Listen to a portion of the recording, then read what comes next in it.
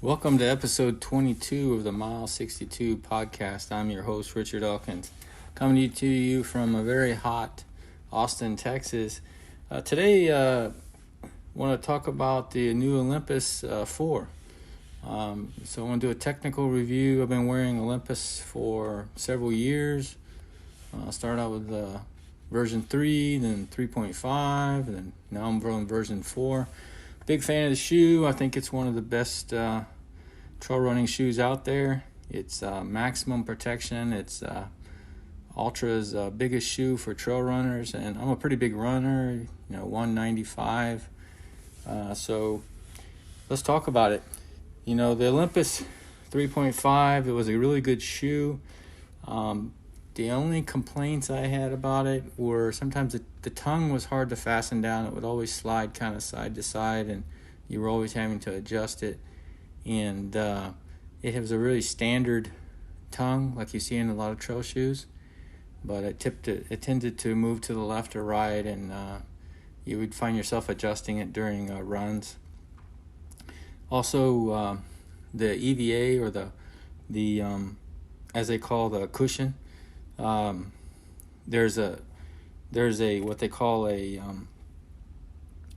durable Interflex midsole, but the outsides of these midsoles are very soft, and when I'm running, I tend to my feet tend to cross over. I found out about that when I did a gait analysis, and if you have any kind of crossover, and this shoe will wear down on the sides, more so than other shoes. And in Ultra, I have all their shoes. I've worn the Temps, Lone Peaks, most of their road shoes. I haven't had the issue, but on the Altra Olympus I do. And I think it's because they have the maximum EVA, so maximum cushion. It's not a big issue, but it's something that you need to be aware of. The Olympus 3.5, let's talk about weight. Olympus 3.5, which is the previous version, was 10.7 ounces, which is 303 grams. The new Olympus 4 is 11.6 ounces, so it's almost an ounce heavier, and that's 329 grams. What I think has happened is the new tongue, what they call premium tongue, and then some of the molding that they've done on the outside of the shoe with the lugs has increased the weight. And the spec sheets don't tell you that, but my analysis of the two shoes, because I have both of them, that I think that's where the weight is. So the weight, it is a little bit heavier shoe, but to be honest, I couldn't notice a difference when I was running in it. So the big improvement over the 3.5 is the improved premium tongue for enhanced comfort. Now, I just mentioned earlier that the tongue was a little bit of an issue on the previous model. It was moving around. So what they've done now is they've made it thinner with padding in certain places, but did a V-cut on the top of the tongue. Now, that's very similar to what I've seen in a lot of road shoes, but now it's in a trail shoe.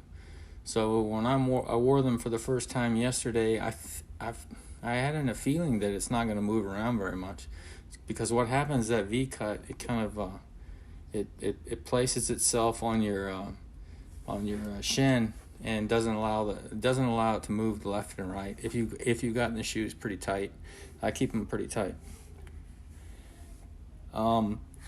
They've looked like the Interflex midsole is the same. The EVA, I think, is about the same. The stack height, because the key thing in a shoe when you're comparing them is stack height. Now the stack height of the 3.5 and the 4.0 are still at 33 millimeters, and that's a big stack height. Like I said, this is the biggest shoe Ultra makes in trail running. The upper is still durable engineered mesh, and the outsole is the Vibram Megagrip. Now Vibram is the best sole you can get on a trail shoe. It's used by all the brands in their high-end shoes. Hoka uses it. Altra uses it. Hoka, they use it on the EVO line. Ultra's been using it. I think it's a very good It's a very good outsole, and it wears very well. On my Olympuses, I've seen that the wear is right there in the very back of the outsole, but for the most part, they wear very well. And usually after 300 miles, I tend to start wearing them on the roads. So, like I've said in previous podcasts, what I do is as I race in them and I get a good 200-300 miles in them, I'll transfer them to the road and use them as my road shoes, because during the week a lot of my miles are on the roads, and that works out real well for me. So I don't wear road shoes very much. I do wear Hoka Clifton sometimes, but most of the time I try to run on the roads and run on the trails in my Olympus, so I'm always very used to the weight and the feel of them. And I really like the large toe box. That's something that Hoka really can't touch. And so I'm not the only one that does that. Dean Karnazes, of course, he wears North Face, but he wears trail shoes on the road and on the trails. And I think it works real well for me, because I have several Hokas, like I mentioned, and I also wear some EVOs that I use for rucking, but I stopped buying them. Once those shoes wear out, I'll just stick with Altra Olympus. And my Lone Peaks and my Temps I wear sometimes, but the Ultra Temps used to be a really good shoe, but I think they ruined the shoe. They tried to fix something that wasn't broken, and it's not much different than the Lone Peak now. So basically, for the last year and a half, just wearing my Olympus. And I can't say enough good things about the shoe. It looks like they made it a little bit better. Price-wise, it's still about $170. It's hard to get them on sale. And lately, like I mentioned in my last podcast, it's really hard to get the Olympus.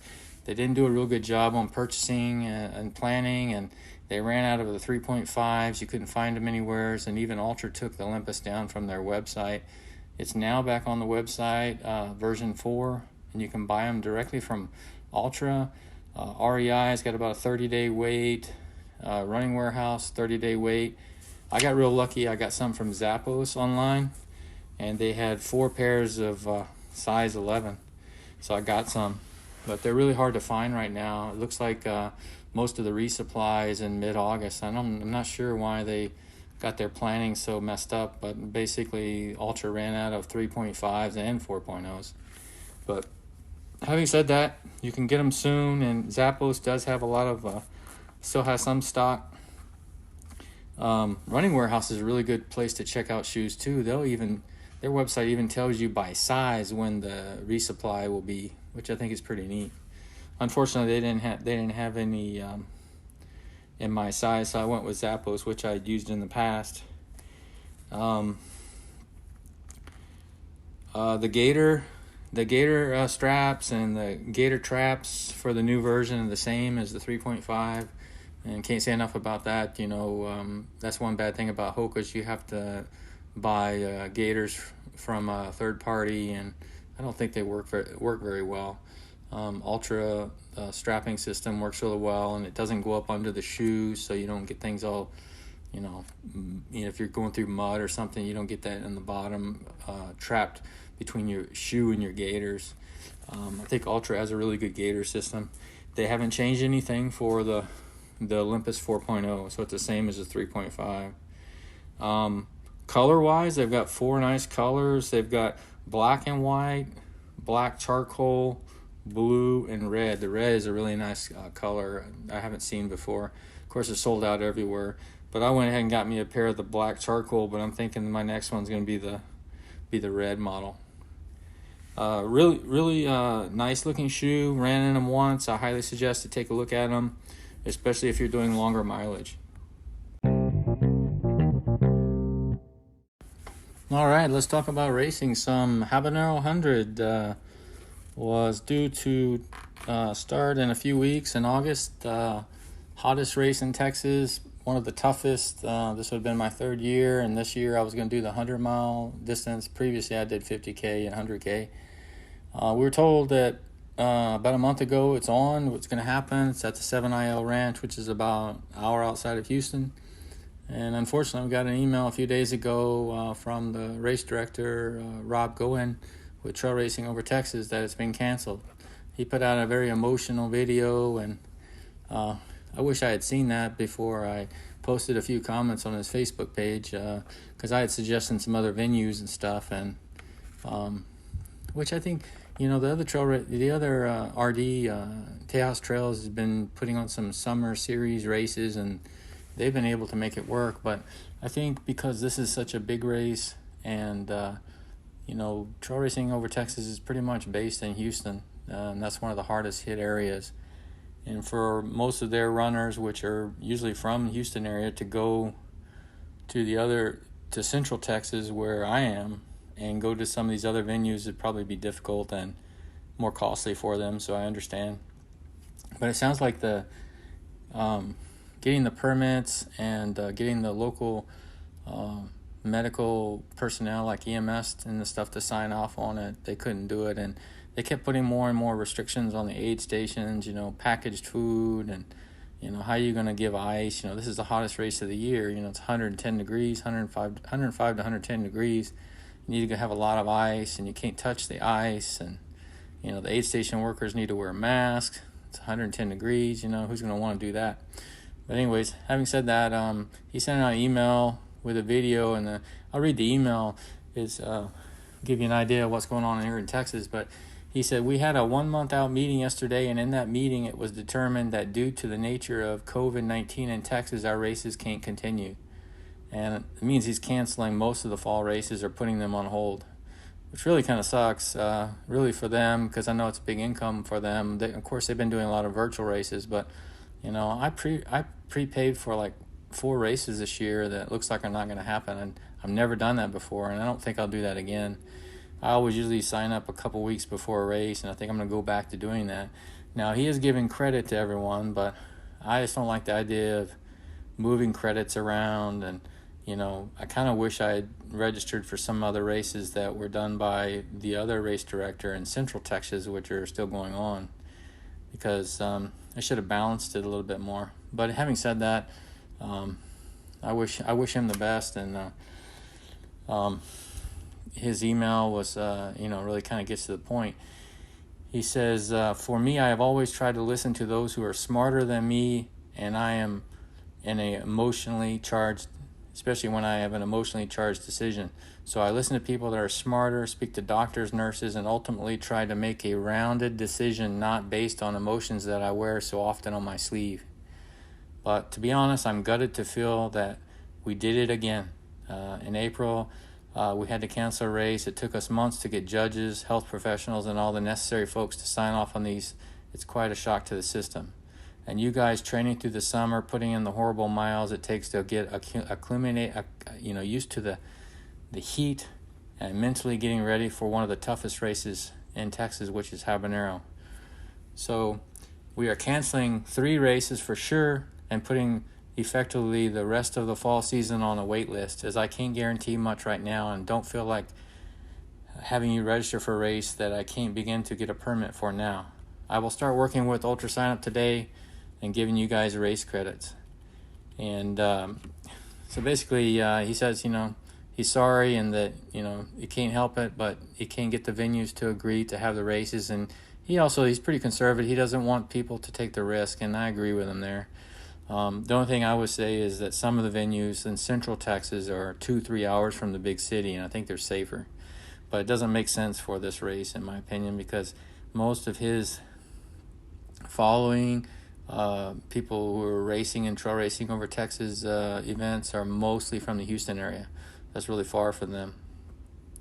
Now, having said that, he's putting out a lot more virtual races, and you guys know how I feel about virtual races. I think if it's just a virtual race that's not giving credit to a existing race, I'm okay with it. Like the race across Tennessee or the race across USA, those kind of virtuals, and the Broken Ladder Challenge that I heard about. That's a really cool thing where, everyone's racing miles every day, and until somebody quits. Day 1 is 1 mile, day 2 is 2 miles, day 3 is 3 miles. And those guys got to like 5 weeks, 32 miles one day, 33 miles the next day, 34 miles the next day. Some crazy stuff. I think those kind of virtual events are really cool, but I'm not a fan of existing races going virtual. And give you an example, Habanero, now you can race virtually. You run around your own neighborhood and you can get credit for the race. And, it may show up on Ultra Sign Up as a virtual, I'm not sure or not, but I am not a fan of that. To race in the actual venues where these races are is so much harder. And I know it's a good way for keep some people inspired and running, and I guess that's good, but the process should inspire you. It shouldn't be only racing that inspires you. At least that's my opinion. I guess I'm lucky I'm inspired by the process, not so much the races, even though I really enjoy racing, because I consider racing part of my training, and I just enjoy being around other people too. But having virtuals races offer buckles and shirts from existing races and virtuals, I don't agree with that. I thought I was kind of being a dick about it, and everyone else disagreed with me. But I was listening to Adventure Jogger podcast, which is a really good podcast. I can't say enough about that one.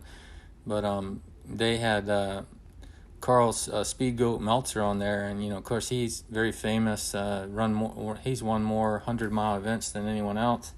He puts on the Speed Goat 50K in Utah, and Ryan asked him, "Well, are you gonna have a virtual?" And he said, "Hell no. No one will ever be able to get credit for my race with a virtual." And he basically had the same kind of logic as I did. If you're gonna have virtual, it should be a new race. And he mentioned there's a race director that actually doing virtuals somewhere in the Northeast where he offers the virtuals for his race, but you must complete it on the actual venue that the original race is on. I think that's okay. I just don't like the idea of having a lot of these famous races that we race every year, people getting credit by running around their park or running around their neighborhood. I don't know, just my opinion. Anyways, other news, I've been training a lot, got my bike running, doing a lot of rucking. I bought a new 30-pound plate, and it should arrive soon. Stay tuned. Have a good week.